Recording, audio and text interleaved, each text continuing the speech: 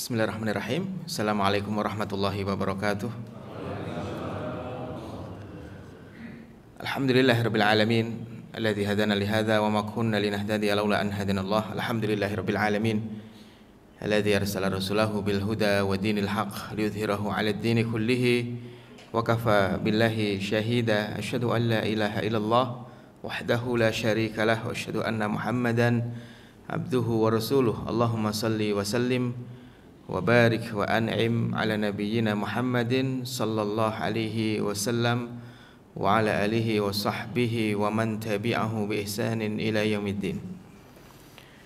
Allahumma iftah alaina hikmataka wa anshur alaina min khazaini rahmatika ya dzal jalali wal ikram. Allahumma inna nas'aluka fahman nabiyyin wa hifdzal mursalin wa ilhamal malaikatil muqarrabin.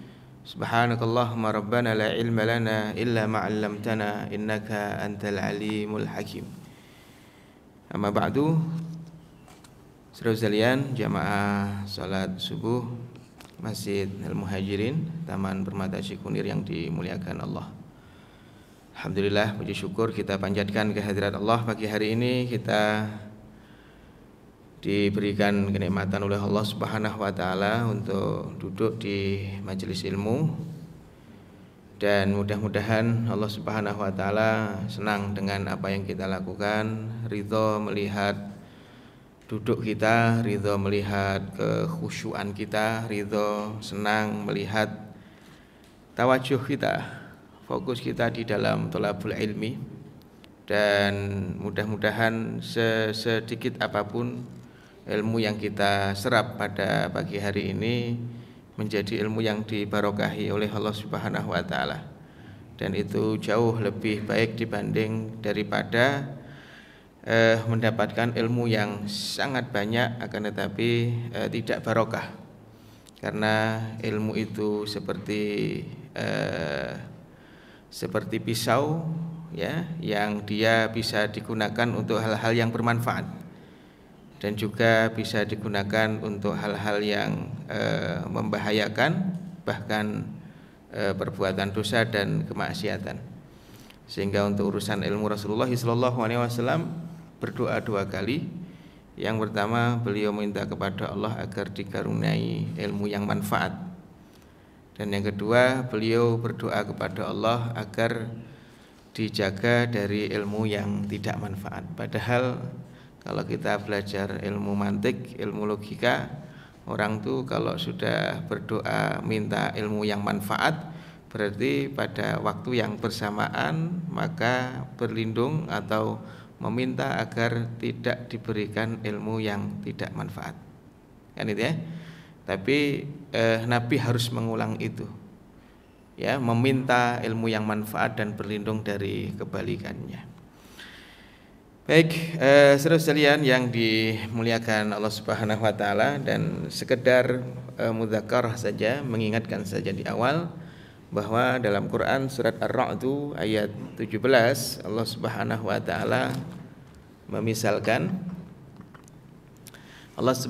taala memisalkan ilmu itu seperti air hujan. Kemudian hati-hati yang ilmu itu ada di dalamnya, masuk ke dalamnya itu seperti lembah.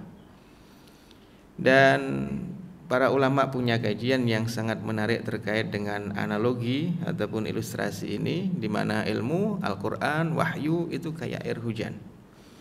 Dan hati manusia yang mendapatkan ilmu itu seperti lembah. Dan lembah itu adalah tanah yang sebenarnya ya dia tanah rendah di antara 2 gunung tuh. Itu namanya lembah. Ya. Dan lembah tanah yang paling rendah, sehingga tanah yang paling rendah itulah yang nanti bisa menampung banyak sekali air. Makin tinggi tanah maka makin sedikit dia bisa menampung air. Apalagi kalau ada di puncak gunung, maka dia tidak akan menampung air sebanyak yang ada di lembah. Ya, ilustrasinya sederhana bahwa tanah yang rendah yang diilustrasikan seperti lebah itu sebenarnya adalah gambaran dari hati-hati yang tawadhu, hati-hati yang tidak takabur, yang tidak sombong, karena sombong itu identik dengan tinggi. Begitu sesuatu itu tinggi, maka dia dikucurin air sebanyak apapun, maka tidak akan menampung air. Tapi begitu hati itu cekung seperti lembah, tanah di antara dua bukit ataupun dua gunung, maka dia akan menampung air yang sangat banyak sekali, akan menampung ilmu yang sangat banyak sekali. Ilustrasinya sangat simpel, ya. Dan begitulah Allah Subhanahu wa taala membuat permisalan di dalam Al-Qur'anul Karim.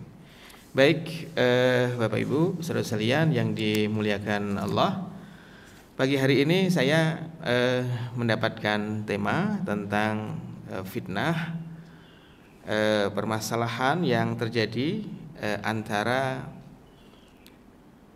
Sayyidina Ali bin Abi Thalib radhiyallahu anhu dan juga Sayyidina Muawiyah bin Abi Sufyan radhiyallahu anhumah. Namun sebelum kita masuk ke situ, karena ada banyak sekali peristiwa-peristiwa yang menjadi akar dan saling berhubungan antara satu peristiwa dengan peristiwa yang lain. Sebelum peristiwa khilaf ataupun perbedaan politik antara Ali dan Muawiyah radhiyallahu anhumah. Dan ini adalah tema yang sangat menarik, Pak. Ya, tema yang sangat menarik karena kalau kita itu mengkaji sejarah hidup masyarakat terbaik, dan itu Nabi Muhammad SAW sendiri yang mengatakan khairul quruni qarni, sebaik-baik generasi adalah generasiku, yaitu para sahabat radhiyallahu anhum. Ya, kalau kita gali bagaimana sisi ibadah generasi terbaik, maka kita akan mendapatkan panduan-panduan tentang bagaimana ibadah yang baik. Ya, kalau kita gali dari sisi keumatan contohnya, maka mereka adalah umat yang baik, masyarakat yang baik. Tapi juga perlu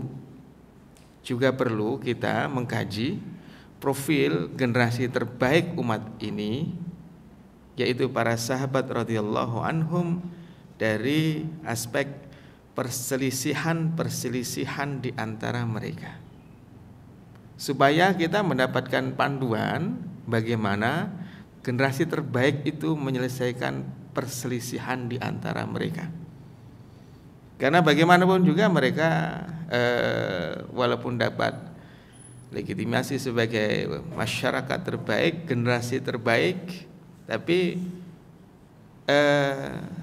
tetap mereka adalah manusia yang menempel pada mereka si aspek-aspek basyariah kemanusiaan. Kan itu ya? Jangankan generasi sahabat, ketika kita buka Quran surat Shad ayat 30, 31, 32, 33, 34, 35, 36, 37, 38, 39, 40, maka nanti kita akan mendapati bagaimana Al-Quran berbicara tentang sisi-sisi basyariahnya Nabi Sulaiman alaihissalam, di mana Nabi Sulaiman alaihissalam pada suatu sore beliau asyik bermain dengan kuda-kudanya, dan setiap kuda memiliki keunikan yang luar biasa dalam menunjukkan keterampilan dan keahliannya di depan Nabi Sulaiman alaihissalam. Ya. Dan di antara keahlian yang tidak semua kuda bisa melakukannya adalah dengan berdiri menggunakan dua kaki belakang, ya, atau berdiri menggunakan tiga kaki, dua belakang, satu depan, dan yang satu bagian depannya itu naik ke atas seolah-olah mau take off, mau terbang. Makanya suatu saat Aisyah radhiyallahu anha, istrinya Nabi, itu pernah gambar kuda kemudian punya sayap. Ketika ditanya oleh Nabi, ini kuda siapa? Kuda Sulaiman. Kok punya sayap? Apakah engkau nggak tahu kalau kudanya Sulaiman itu bisa terbang. Jadi bukan kudanya Nabi Sulaiman bisa terbang, tapi kudanya Nabi Sulaiman itu bisa mengangkat kedua kaki bagian depan, atau dia biasa bermain-main dengan satu kaki bagian depan, layaknya pesawat yang mau take off itu, Pak.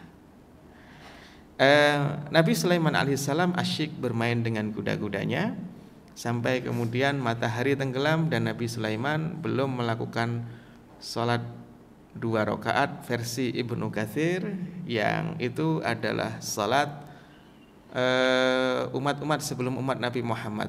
Mereka melakukan 2 rakaat di pagi hari, 2 rakaat di sore hari, yang mana 2 rakaat di pagi hari itu waktunya bareng dengan sholat subuh kita, dan 2 rakaat di sore hari waktunya bareng dengan sholat asyar kita. Kalau kita 5 waktu, mereka cuma 2 waktu. Lewat Pak, hatta tawarat bil hijab katanya, sampai matahari itu tenggelam. Begitu tenggelam, lupa kalau belum melaksanakan sholat petang.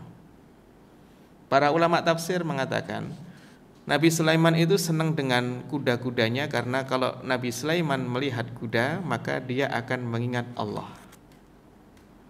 Dan salat itu mengingat Allah. Jadi sebenarnya Nabi Sulaiman itu melihat kuda dan mengingat Allah saat melihat kuda, sampai lupa mengingat Allah dengan salat.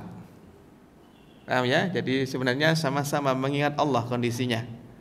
Jadi modenya sama-sama mode mengingat Allah, cuma pada waktu itu Allah pengen diingat dengan ibadah salat. Ya. Maka apa kata Nabi Sulaiman? Inni ahbabtu hubbal khair. Sesungguhnya aku ini mencintai kuda-kudaku. Ya, an dzikri rabbi, karena kalau aku melihat kuda-kudaku aku jadi ingat Tuhanku, tapi akhirnya aku melupakan perintah bahwa Tuhanku pengen aku ingat dengan 2 rakaat salatku. Baik, itu sisi basyariahnya Nabi Sulaiman alaihissalam. Jadi begitu mengkaji profil sahabat radhiyallahu anhum pun juga sama. Mereka adalah manusia yang memiliki sisi-sisi kemanusiaan, ya. Dan itu hal pertama yang harus kita pahami. Hal yang kedua yang juga harus kita pahami adalah jangan sampai ketika kita membahas khilaf ataupun perbedaan pandangan sampai pada munculnya pertikaian di antara para sahabat, itu menyebabkan kita bersuudzon kepada sahabat radhiyallahu anhum. Karena Nabi mengatakan ashabi kan nujum, sahabat-sahabatku ini kayak bintang semuanya. Fa bi ayyihi muqtadaitum ihtadaitum. Dengan siapapun kalian memilih sahabatku sebagai panduan petunjuk, maka kalian akan mendapatkan petunjuk itu. Oke. Jadi itu 2 hal. Dan yang ketiga, tadi menariknya kalau kita ngaji bagaimana generasi terbaik ini berbeda pendapat, maka kita akan mendapatkan panduan. Karena permasalahan umat hari ini adalah tidak dewasanya umat hari ini ketika berbeda pandangan, apalagi kalau sampai bertikai, kan itu ya, apalagi kalau sampai bertikai. Jadi gara-gara permasalahan yang sederhana, hanya gara-gara beda pendapat, oke. Nah, tapi pada akhirnya menyebabkan hati yang saling membelakangi. Jadi kita perlu mendapatkan banyak panduan dari para sahabat radhiyallahu anhum ajmain, ya, saat mereka berselisih dengan saudara muslimnya. Baik, kitab yang buku sebenarnya kitab tipis. Kitab yang akan saya bacakan sebagai referensi utama dari pembahasan perselisihan di kalangan para sahabat ini adalah kitab yang ditulis oleh Al-Imam Ibnul Arabi. Judulnya adalah Al-Awasim Minal Qawasim. Bukunya tidak tebal Pak, hanya segini ini versi Arabnya. Dan di buku ini sangat runut, sangat bagus sekali. Ibnu Arabi mengurutkan dan mulai dari mengumpulkan data, kemudian mengklasifikasikan data itu, lalu memerinci data itu dan menganalisis data itu. Ya, sangat bagus sekali dalam buku ini beliau melakukan itu. Ulama besar abad ke-5 Hijriah dari Andalusia. Baik, beliau memulai pembahasan tentang perselisihan di kalangan para sahabat ini. Jadi Muawiyah dan Ali itu nanti Pak, itu akhir dari rentetan perselisihan itu. Oke, baik. Perbedaan pandangan di kalangan para sahabat, ya, itu beliau menyampaikan di buku ini dimulai dari pertama kali Rasulullah SAW meninggal dunia. Hari pertama Nabi meninggal dunia, yaitu hari Senin, itu sudah terjadi perbedaan pandangan. Ya, ketika Rasulullah SAW mendapatkan ayat terakhir tentang hukum dari Allah, yaitu Quran surat Al-Maidah ayat 3. Yang dulu saya pernah cerita, ayat ini adalah ayat yang diidam-idamkan oleh orang-orang Yahudi agar Allah menurunkannya ke dalam kitab Taurat mereka. Tapi ternyata Allah menurunkannya ke dalam Al-Quran. Apa? Al-yawma akmaltu lakum dinakum wa atmamtu alaikum ni'mati wa raditu lakumul Islam madinah. Hari ini aku sempurnakan untukmu agamamu, aku cukupkan bagiku nikmatmu, dan aku ridho Islam sebagai agamamu. Ya, dan wa ma min syai'in fid dunya yakmul illa waja'ahu nuqsan. Barang itu di dunia ini kalau sudah sempurna, maka pasti setelah sempurna itu akan berkurang sedikit demi sedikit. Ya, jadi sesuatu kalau sudah nyampe puncak, maka sebenarnya tinggal nunggu waktu untuk turun. Ya, dan puncak dari semua dakwah Nabi kan gitu ya, begitu sudah sampai puncak, maka tugasnya Nabi kan sudah purna, sudah selesai. Nabi dipanggil oleh Allah karena sudah sampai puncak, maka tinggal menunggu apa? Amal dari agama ini makin hari makin berkurang. Agamanya tetap sempurna, tapi amal agamanya tuh yang terus berkurang kan gitu ya. Makanya ini juga pengingat bagi kita semuanya, ketika kita berjuang jangan buru-buru. Kalau buru-buru itu negatif. Ya, jangan buru-buru untuk sampai pada top perjuangan itu tersebut, karena kalau sudah sampai pada top perjuangan, ya setelah itu akan mengurangi gigi untuk turun, Pak. Nikmati saja prosesnya, gitu ya. Baik, begitu Rasulullah SAW meninggal dunia, maka kondisinya kan pada waktu itu cukup ramai di kota Madinah. Ya, Ali dan Fatimah istakhfa fi baitihi. Ya, Ali dan Fatimah bersembunyi di dalam rumahnya. Jadi rumahnya Ali sama rumahnya Fatimah itu nempel dengan rumahnya Aisyah, istrinya Nabi, di mana Rasulullah wafat di dalam rumahnya Aisyah itu. Jadi begitu mendengar berita Rasulullah meninggal dunia, Imam Ali dan Sayyidah Fatimah radhiyallahu anhuma itu istaghfa. Istaghfa itu mengurung diri, sembunyi, mengurung dirilah yang pas. Ya, mengurung diri di dalam rumah. Wa amma Utsman fasakat. Adapun menantunya Nabi yang satu lagi yaitu Utsman bin Affan hanya bisa diam. enggak ngapa-ngapain Pak, diam saja. Wa amma Umar ya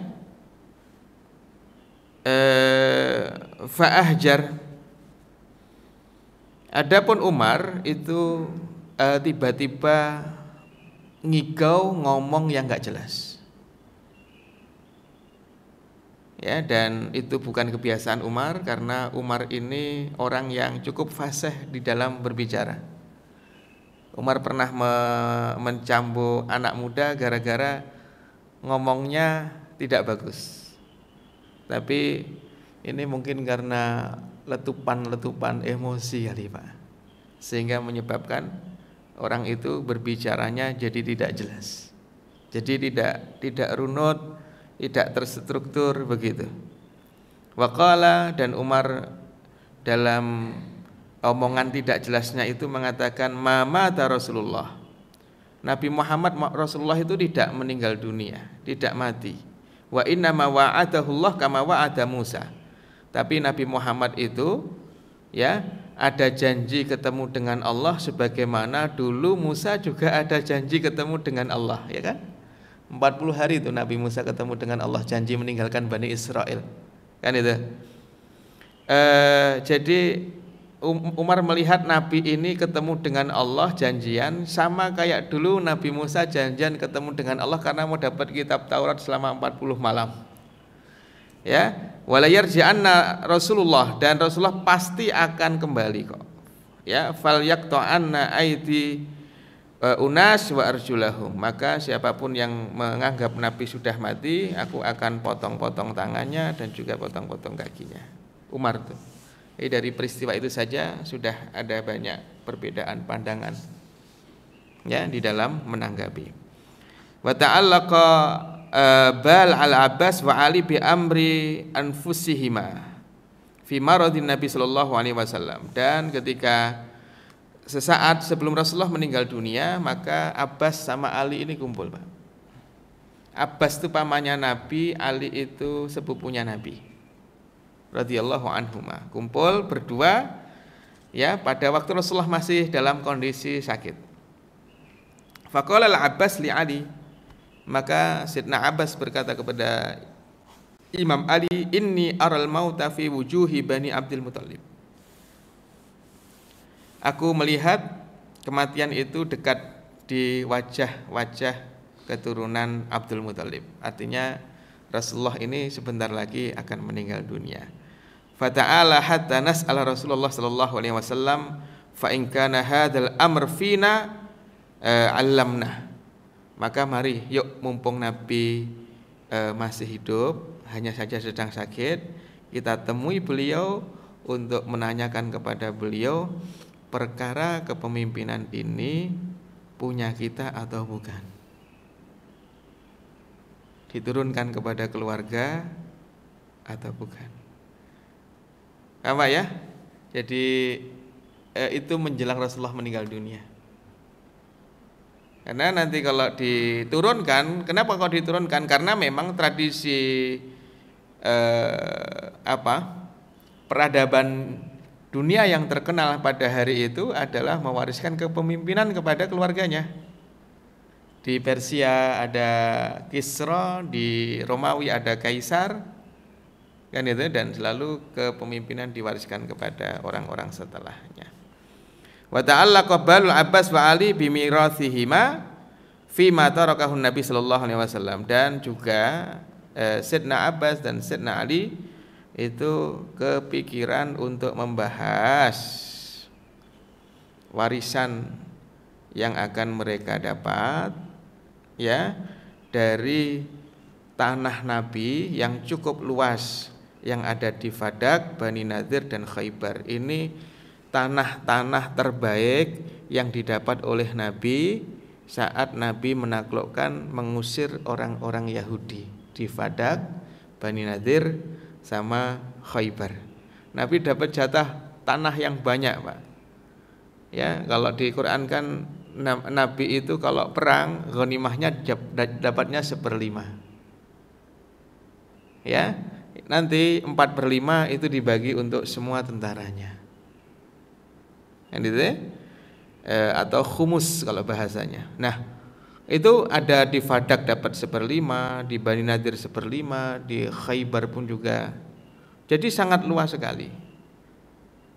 Nah, Imam Abbas pamannya Nabi dan Imam Ali sepupunya Nabi sudah mendiskusikan tentang itu. Dan itu bukan aib, Pak. Ya, itu bukan aib. Karena babnya adalah bab menghitung warisan. Makanya di beberapa kajian saya sering menyampaikan, ya, kalau ada orang meninggal dunia, maka yang harus dilakukan di awal-awal adalah menghitung warisan, bukan membagi warisan. Baginya 1 tahun lagi, 2 tahun lagi, 5 tahun lagi nggak apa-apa. Tapi semua ahli waris sudah ngerti saham saya sekian di situ, saham saya sekian di situ. Sehingga nanti begitu ditentukan warisannya apa, nanti nilai dari warisan itu berkembang, tapi saham itu kan angkanya tetap segitu itu. Nah, itu ya. Jadi kedua sahabat ini sudah membicarakan tentang itu. Wattarabal amrul ansar, dan juga orang-orang Ansar pun juga ramai, Pak. Yatlubunal amra li anfusihim, mereka menuntut ya kepemimpinan ini untuk diri mereka. Jadi Rasulullah meninggal dunia, nanti kalau orang-orang muhajirin kembali lagi ke kota Mekah, nanti kita orang-orang Madinah asli ini juga harus punya pemimpin sendiri. Kurang lebih begitu. Bayangkan tuh. Jadi sudah mulai muncul benih-benih perselisihan itu.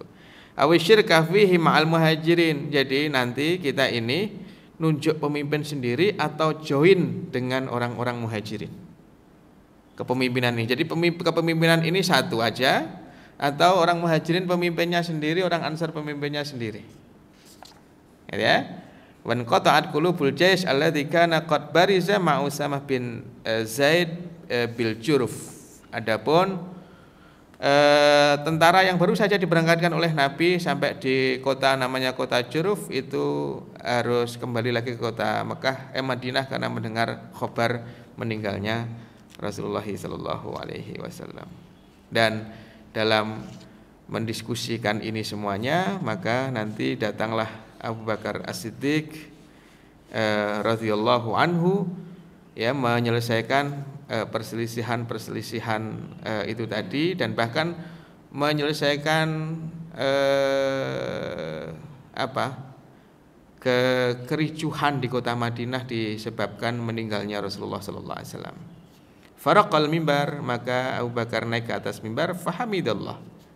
Beliau membaca tahmid alhamdulillah, khutbah hajah biasa. Ya. Kemudian wa asna alaihi, memuji-muji Allah. Lalu Abu Bakar berkata, amma ba'd ayyuhan nas, amma ba'du, wahai sekalian manusia, man kana ya'budu Muhammadan fa inna Muhammadan qad mat. Siapapun orang yang menyembah Muhammad, maka Muhammad hari ini telah meninggal dunia. Wa man kana ya'budullah fa innallaha hayyun la yamut. Tapi siapa yang menyembah Allah, maka Allah itu maha hidup dan tidak akan mati. Tsumma qara'a, kemudian Abu Bakar membaca surat Ali Imran 144.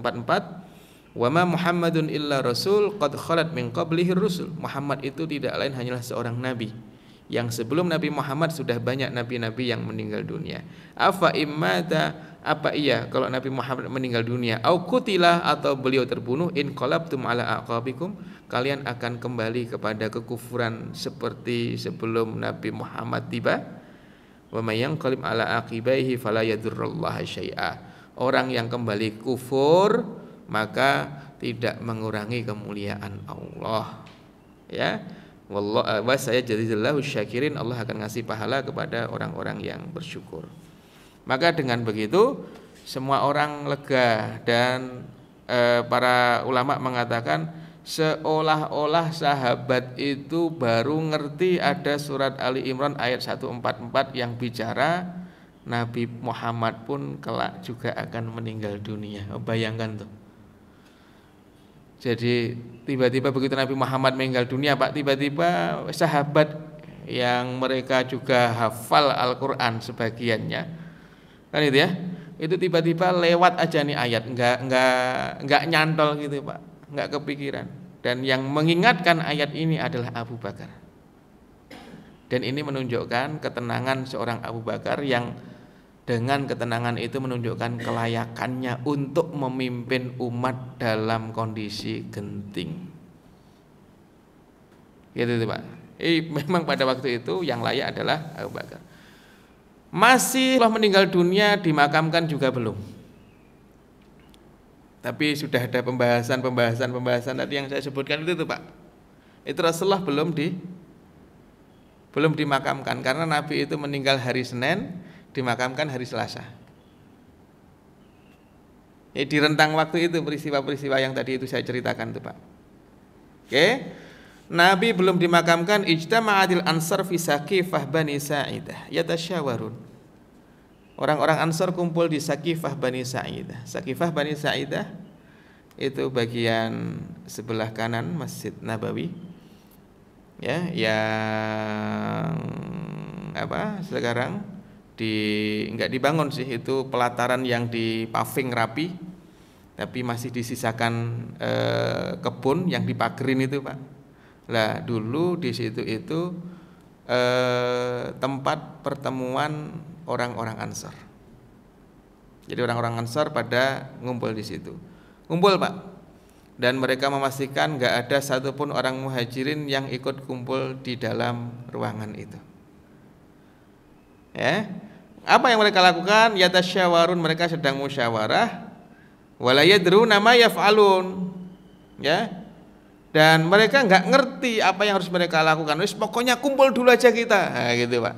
Dan enggak ngerti apa yang harus mereka lakukan. Sampai pada akhirnya mereka menentukan pemimpin yang mereka tunjuk sebagai pemimpin menggantikan Rasulullah.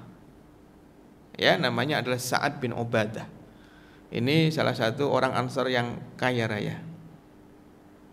Ya, begitu ditunjuk maka hal ini pun lalu didengar oleh Abu Bakar, didengar oleh salah seorang sahabat Pak. Kalau orang Ansar lagi bingung kumpul di Saqifah Bani Sa'idah. Akhirnya sahabat ini ngabari Abu Bakar. Abu Bakar langsung ngajak Umar. Ya. Dan ngajak juga Abu Ubaidah Amir ibnul Jarrah. Ini sahabat Nabi yang terkenal dengan amanahnya. Ya, Nabi mengatakan likulli ummatin amin, setiap umat itu ada orang yang paling amanah, wa aminu hadhil ummah Abu Ubaidah Amir ibnul Jarrah. Orang yang paling amanah di umat ini adalah Abu Ubaidah. Dan Umar mengatakan kalau aku meninggal dunia dan Abu Ubaidah masih hidup maka enggak perlu pakai pemilu, pokoknya penggantiku adalah Abu Ubaidah. Kan itu. Kenapa? Karena kelayakan beliau untuk menjadi pemimpin. Cuma masalahnya sebelum Umar meninggal dunia, Abu Ubaidah sudah meninggal lebih dulu. Ya, makanya nanti dibentuk 6 orang sebagai sebagai calon pengganti Umar. Dari 6 ini siapapun yang ditunjuk maka dia layak menjadi pemimpin. Makanya nanti yang terpilih adalah Utsman. Baik, jadi sudah ada rame-rame seperti itu, ya. Kemudian Abu Bakar, Umar, Abu Ubaidah langsung lari menuju ke Saqifah Bani Sa'idah. Lalu mereka saling bersaut-sautan dalam berargumentasi. Abu Bakar mereka menyampaikan sesuatu, Abu Bakar menyampaikan sesuatu, mereka membalik, ya, menimpali apa yang disampaikan oleh Abu Bakar. Terus fataroja'ul kalam. Taroja'ul kalam tuh saling adu mulut, Pak. Ya. Faqala ba'dul ansar, maka sebagian orang Ansar begitu tahu Abu Bakar, Umar dan Abu Ubaidah radhiyallahu anhum ajma'in datang, mereka mengatakan minna amir wa minkum amir. Oke, gini aja deh adilnya. Kami nunjuk pemimpin untuk kami, kalian nunjuk pemimpin untuk kalian. Ini dalam kondisi duka karena Nabi meninggal dunia, tapi harus segera ngambil keputusan, Pak. Ya, jadi suasananya kurang lebih seperti itu. Faqala Abu Bakar kalaman katsiran musiban. Maka Abu Bakar nanti menyampaikan kalimat-kalimat yang Masya Allah, Pak, membuat orang-orang Ansar itu ridho. Abu Bakar mengatakan, nahnul umara wa antumul wuzara. Pemimpinnya adalah kami dan pembantu pemimpin itu adalah kalian. Jadi kami amirnya, kalian wazirnya, menterinya. Kan itu ya. Kenapa? Inna Rasulullah sallallahu alaihi wasallam Rasulullah sallallahu alaihi wasallam bersabda, al-a'immatu min Quraisy. Pemimpin ini dari Quraisy. Sedangkan orang Ansar bukan orang Quraisy. Ya, orang Ansar itu bukan orang Quraisy. Quraisy itu kakeknya Nabi yang ke-12. Jadi dari kakeknya Nabi yang ke-12 semua keturunannya sampai Rasulullah itu baru disebut Quraisy. Di atasnya itu tidak disebut Quraisy. Gitu ya. Jadi Nabi mengatakan kepemimpinan ini ya dari Quraisy. Lalu Abu Bakar pinter nih, Pak. Dalam Quran Allah menyebut kami orang-orang shodiqin. Dan Allah menyebut kalian orang-orang muflihin. Shodiqin itu orang-orang yang jujur, muflihin itu orang-orang yang beruntung. Wa qad amarakum an takunu ma'ana. Dan Allah menyuruh kalian untuk selalu bersama dengan kami. Allah berfirman, wahai orang beriman, bertakwalah kepada Allah dan senantiasalah kamu bersama dengan orang-orang yang jujur, bukan orang-orang yang beruntung. Paham tuh, Pak? Itu analisis Abu Bakar terkait dengan penafsiran Al-Quran yang beliau sangat menguasai itu. Kan makanya dengan ilmu itu, Pak, semua permasalahan itu sebenarnya bisa didudukkan, kecuali kalau ada hawa nafsu. Ya, tapi Masya Allah, tabarakallah, itu orang-orang Ansar karena pure untuk memikirkan kemaslahatan, bukan karena hawa nafsu, maka begitu mendapatkan sentuhan-sentuhan seperti ini dari Abu Bakar, mereka pada akhirnya berangkat. Setuju. Ya, sampai akhirnya Abu Bakar dibaiat jadi khalifah. Setelah dibaiat, muncul konflik lagi di kalangan para sahabat. Terkait dengan apa? Terkait dengan Abu Bakar tiba-tiba mengeluarkan kebijakan untuk memberangkatkan pasukannya Usamah bin Zaid. Jadi pasukan Usamah itu diberangkatkan ketika Nabi sakit, baru berjalan sekitar 2 atau 3 hari Nabi meninggal dunia. Kan, Pak? Ya, Abu Bakar dibaiat, program pertama kali sebelum usia kekhilafahannya 1 minggu sudah mengutus tentaranya Usamah bin Zaid berangkat, Pak. Diprotes oleh sahabat. Ya, diprotes. Kaifa tursil al-jaysh wal arab qad ittarabat alaika. Bagaimana engkau bisa ngutus tentara sebanyak ini, 700 orang, Pak, tentaranya Usamah bin Zaid itu. Pertama Usamah bin Zaidnya sudah dikritisi sebagai seorang panglima perang, wong usianya baru 17 tahun. Kan gitu, Pak, bayangkan panglima perang, jenderal-jenderal itu menyaksikan kemampuan Usamah bin Zaid dan dia harus tetap memimpin. Ya. Itu kan sebenarnya sebelum berangkat saja mentalnya sudah down mestinya, Pak. Tapi ini kehebatan Abu Bakar untuk terus mensupport dan dan mengkondisikan Usamah bin Zaid. Jadi walaupun senior sahabat yang sudah ahli dalam urusan perang itu menyaksikan kemampuan Usamah bin Zaid, tapi Abu Bakar berhasil merawat dan menjaga optimis semangat dalam diri Usamah bin Zaid. Berangkatin, Pak. Semua sahabat bilang ini rame lagi itu. Ya, rame lagi. Semua sahabat mengatakan, bagaimana mungkin engkau kirim tentara Usamah bin Zaid sedangkan Arab hari ini ya sedang berguncang, ya sedang berguncang ramai ingin menyerang Madinah. Itu, Pak. Jadi Begitu Rasulullah meninggal dunia, kabilah ini. Makanya nanti fenomena yang paling besar terjadi adalah fenomena banyaknya orang murtad setelah Nabi meninggal dunia itu. Dan itu ada akhirnya nyerang Madinah nanti, Pak. Kan itu. Tapi Abu Bakar mengatakan, "Lau la'ibatil kilab bi khalakhil nisa'al Madinah ma radatu jaisan an qadahu Rasulullah sallallahu alaihi wasallam." Ini keyakinannya Abu Bakar. Sekalipun banyak sekali anjing berkeliaran dengan beringas, mempermainkan, menarik-narik, menggigiti gelang-gelang yang ada di kaki-kaki wanita-wanita Madinah, maka aku akan tetap memberangkatkan tentara yang sudah pernah diberangkatkan oleh Rasulullah. Tegas itu, Pak. Akhirnya tetap berangkat tuh. Ya, nah, orang-orang yang kemudian berpikir pakai perasaan akan mengatakan, loh apa enggak berduka dulu toh seminggu kematian Rasulullah kok langsung perang, gitu loh Pak. Itu kalau kita analisisnya pakai perasaan, kan itu ya. Ya Masya Allah. Sampai enggak begitu lama muncul orang murtad. Murtadnya itu ada dua, Pak. Satu memang murtad, yang kedua enggak mau bayar zakat, jadi masih sholat. Lah yang murtad keluar dari Islam, semua sahabat sepakat harus diperangi. Tapi para sahabat bersih tegang dalam memutuskan apa yang masih sholat tapi enggak mau bayar zakat juga diperangi. Ramai, Pak. Dan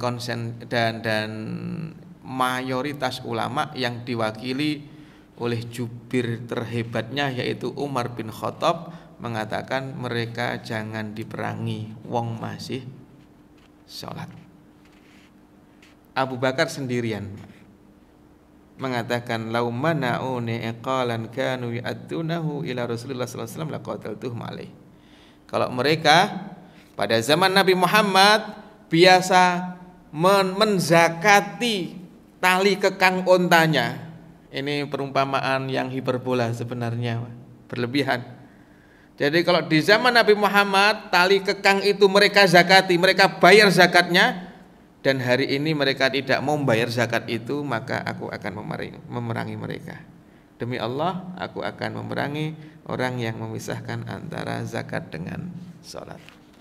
Ramai, Pak, ramai.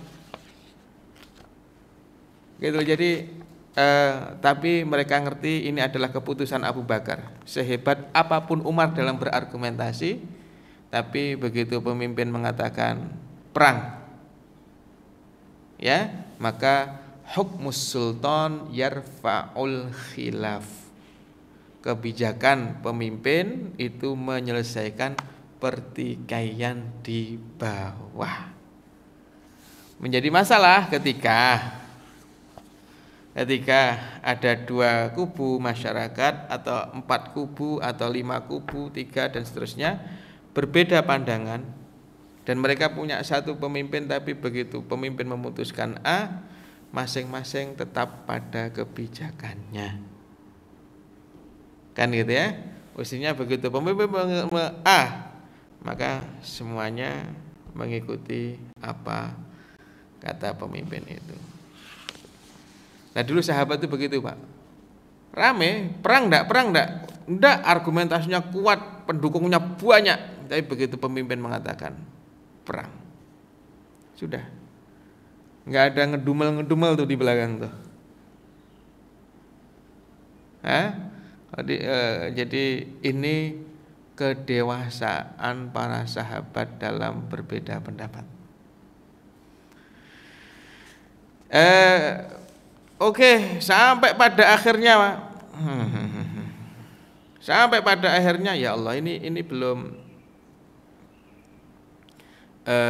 dimakamkan Rasulullah sallallahu alaihi wasallam. Ya.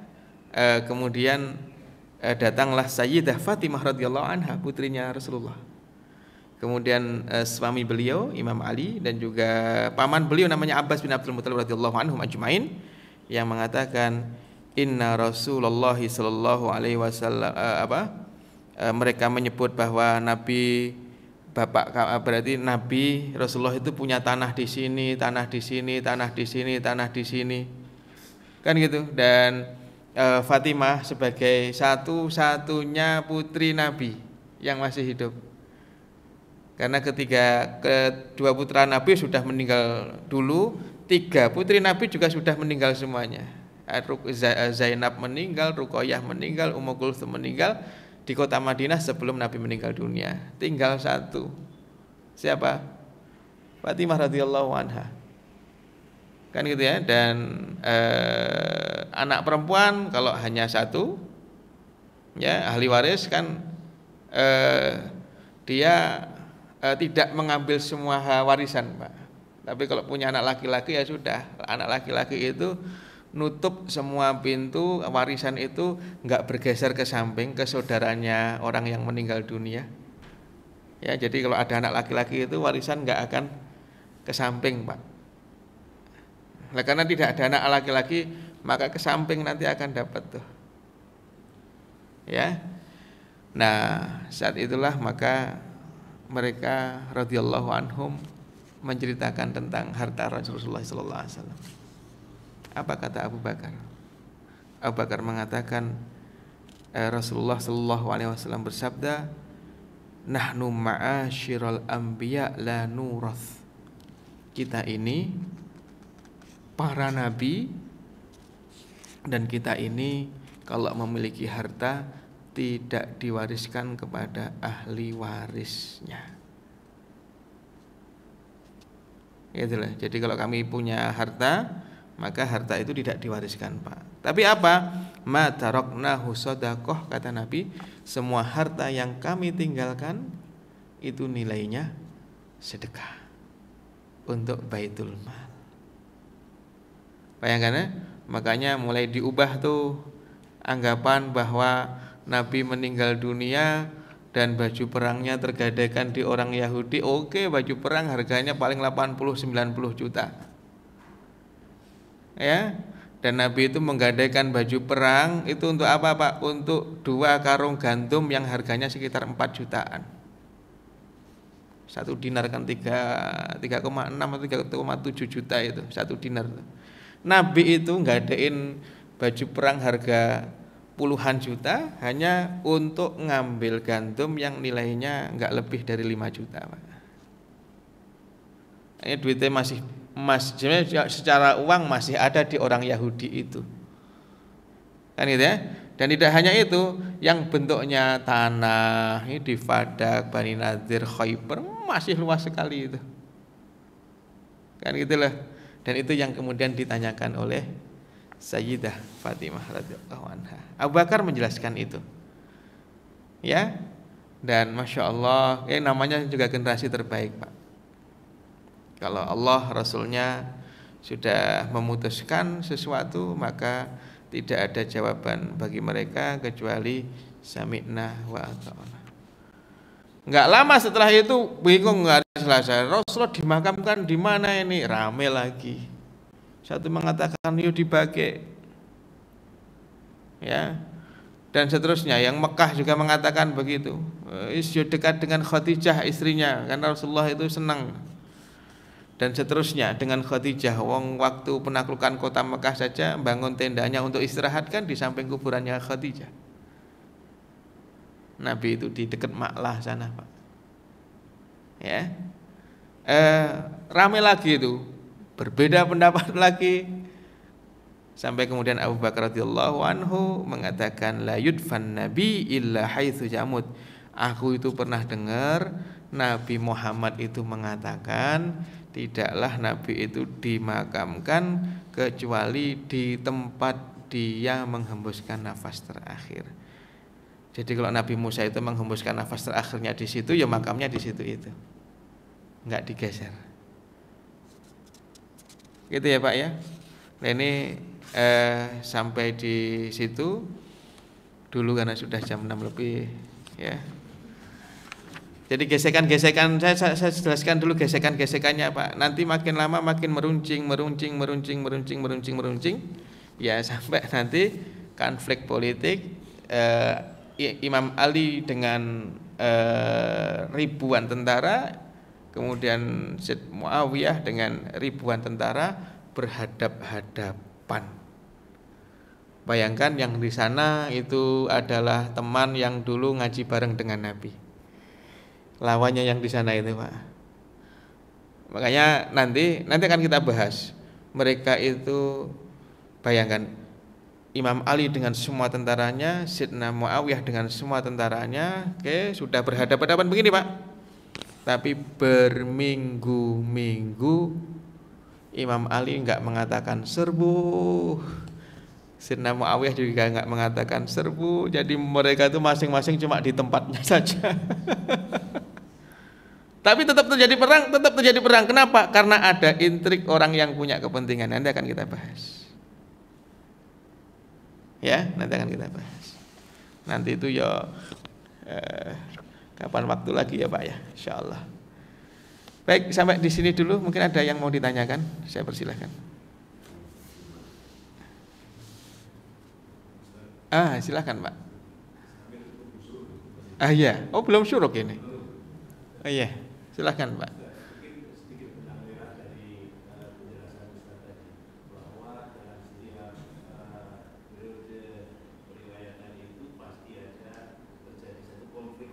Konflik.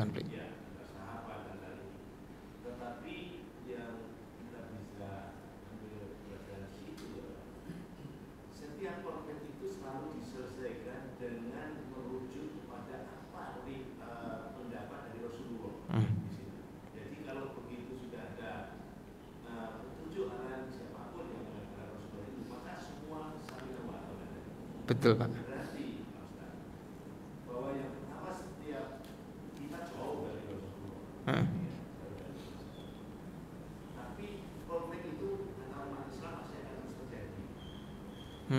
Yang penting di sini adalah pertama kali kita mesti rujuk pada Al-Quran dan hadis yang jika itu ya maksudnya. Iya. Nah ini kan ya sebetulnya video yang riwayat haji sebetulnya sangat inspiratif sekali untuk menjelaskan secara perselisihan dari Iya. Iya. Jadi Allah Subhanahu wa taala berfirman dalam Al-Qur'an, fa in tanaza'tum fi syai' farudduhu ila Allah wa rasul. Kalau kalian berselisih dalam satu urusan, maka kembalikan kepada Allah dan Rasulnya. Kembalikan pada Allah dan Rasulnya itu apa? Petunjuk dari Allah di dalam permasalahan itu, apa panduan dari Nabi di dalam permasalahan itu. Lihat itu. Gitu itu Pak. Hanya masalahnya Pak, adalah terkadang sebuah ayat atau sebuah hadis itu memiliki berpotensi untuk multi tafsir, multi interpretasi. Kan gitu ya. Kenapa? Karena karakteristik bahasa. Pak. Ya. Sehingga terkadang satu ayat contohnya firman Allah, orang wanita yang diceraikan oleh suaminya maka menunggu masa iddahnya dalam kurun waktu 3 quru. Quru itu secara bahasa bisa berarti suci, juga bisa berarti haid. Begitu diartikan suci, maka durasinya akan berbeda ketika itu diartikan haid. Gitu contohnya, Pak. Nah, terus mau pakai yang mana nih? Kan gitu ya. Jadi ayat-ayat Al-Qur'anul Karim ya, itu karena karakteristik bahasa. Itu punya potensi untuk bisa ditafsirkan ke makna tertentu atau ke makna yang lainnya. Kan itu. Karena kurang lebih Pak, ayat atau hadis Nabi itu ada, kalau kita klasifikasikan ada 3. Satu yang takwilnya cuma 1, dan ini tidak banyak. namanya adalah nas. Nas itu enggak ada takwil kecuali ya hanya itu, enggak bisa ditakwilkan ke yang lain-lain. Kan itu ya. Yang kedua mujmal. Mujmal itu adalah ayat yang masih umum. Kan gitu tuh Pak. Nanti ada ayat yang spesifik, apakah umum ini dibawa ke spesifik atau umum ini dibiarkan dalam keumumannya? Yang bawa ayat yang masih umum ke tema yang lebih spesifik, maka akan punya penafsiran yang berbeda dengan yang membiarkan ayat itu tetap dalam makna keumumannya. Kan gitu tuh Pak. Dan yang ketiga adalah sharih atau ya mujmal mufassal sharih berarti. Jadi ayat yang dia punya dua makna, satu makna hakiki, yang kedua makna majaz. Kita bawa ke makna hakiki atau makna majaz nih? Yang paling dekat dan cukup rame, tidak selesai-selesai itu tentang zatnya Allah. Ketika tentang wasna'il fulka bi'ayunina, kata Allah kepada Nabi Nuh, Nuh, buatlah kapal dengan mata-mata kami. Yadullah fauqa aydihim, tangan Allah di atas tangan-tangan mereka, gitu contohnya Pak. Kan itulah itu kita biarkan itu kata tangan pada makna hakikinya atau kita perlu takwilkan itu. Gitu loh. Jadi karena karakteristik bahasa akhirnya nuntut banyaknya turunannya adalah banyak interpretasi penafsiran tadi itu. Nah, gitu ya. Sehingga ini nanti ya ketika berbeda begini ini, maka sebenarnya peran pemimpin ya yang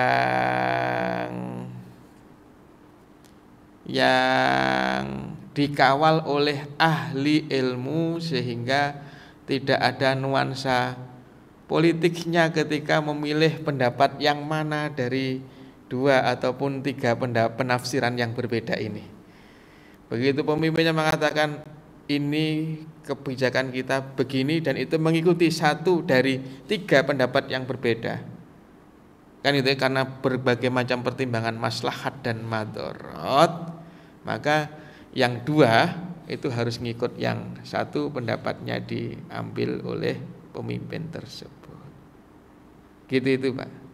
Nah, jadi oke, kembali kepada Al-Quran, kembali kepada hadis. Oke. Cuma kedua-duanya punya penafsiran. Lah, yang menyelesaikan adalah sultan. Makanya ada kaidah hukmus sultan yarfa'ul khilaf. Kebijakan seorang pemimpin menyelesaikan, menghentikan pertikaian pendapat. Gitu Pak. Wallahu a'lam bishawab. Ada lagi?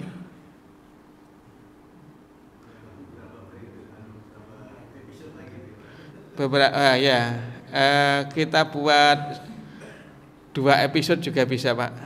Nanti paling saya yang terengah-engah.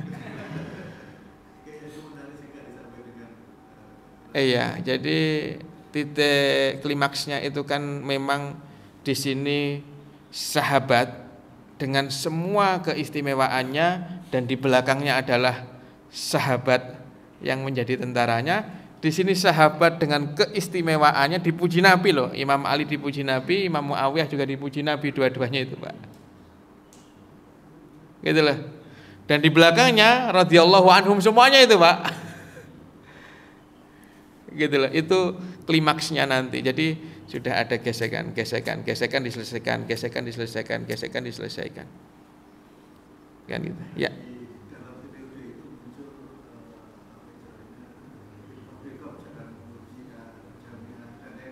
Iya.